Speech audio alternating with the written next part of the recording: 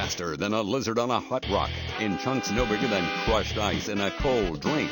Smarter, safer, healthier, in as short a time as possible. This is Quick Zips, the late night edition. Sexuality education, fast. I'm Galena Mines, and welcome to our show. Pushover, in the Midwest, texted me that her partner is always trying to get her to do things she isn't comfortable doing, and she wanted to know, how should I communicate what I want in a relationship to my partner? Well, before we answer that question, I think it is really important to point out there is no good argument for having sex when you don't want to or aren't ready. And if you are ready, there is no good reason not to wear a condom. You do not have to defend yourself or give reasons. No one has the right to make you do something sexual that you don't want to do. That said, communication between sexual and romantic partners is very important. It can help you avoid arguments and hurt feelings. Clear, open communication and mutual respect lead to stronger, healthier relationships. So, how do we communicate clearly and openly? By being assertive. Partners communicate through 4 different styles, known as APPA or APPA. Aggressive communication is controlling, threatening, or intimidating. Aggressive communicators may get their way, but they do so by ignoring other people's needs and violating their rights. An aggressive communicator might say, "You're going to do it this way." "You jerk, what do you know?" Or, "You better or else." Passive communication is not open or honest. Passive communicators often agree just to avoid confrontation, and they do not express their own needs and feelings. A passive communicator might say things like, "Okay, whatever you think is right, you decide." Or, "I'll do it, just leave me alone."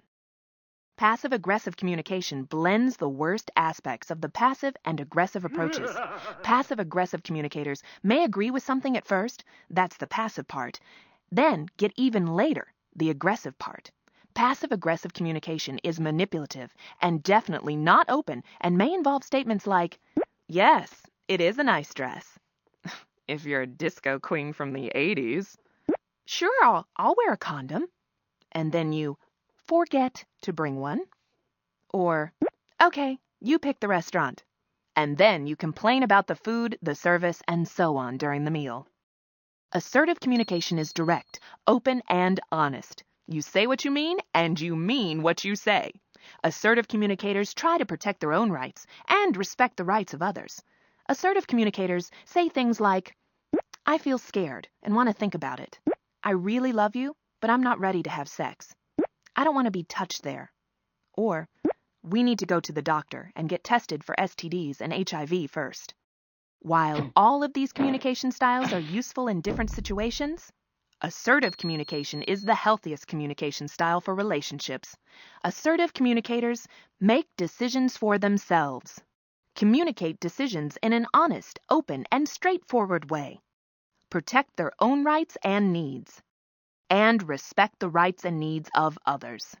Assertive communication can protect you from being taken advantage of, helps you achieve your goals, is non-judgmental, and leads to stronger relationships. With assertive communication, you say what you mean what you say, and you respect what others say and mean too. There are 3 parts to a well-formed assertive message. Number 1, state the facts. This reminds your partner of the situation and allows him or her to confirm whether he or she sees the situation the same way. "We've been in a relationship for 6 months and you want to have sex." Number 2, state your feelings. This lets your partner know your feelings and the issue. "I don't feel ready to have sex." Number 3, state your requirements. This tells your partner your solution to the issue. "I enjoy holding hands, hugging, and kissing you. We can continue to do this until we are both ready to go further." It is important that you be clear, specific, and direct when stating facts, feelings, and requirements. Let's try another one. State the facts.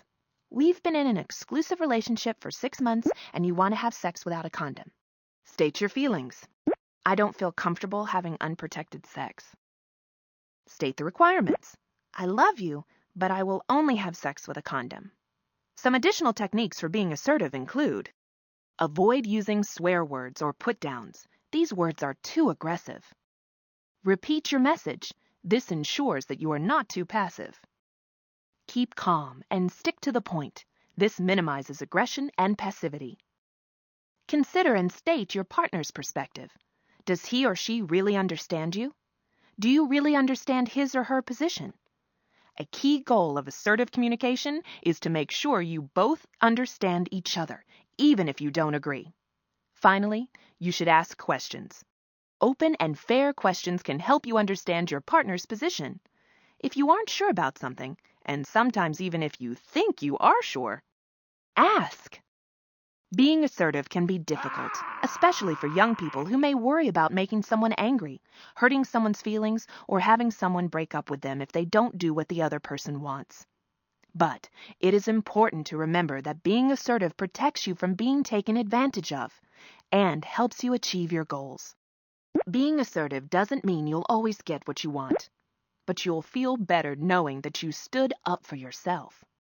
And thus, the answer to Pushover's question: assertive communication is the way to go. It protects your rights, respects the rights of your partner, and strengthens your relationship.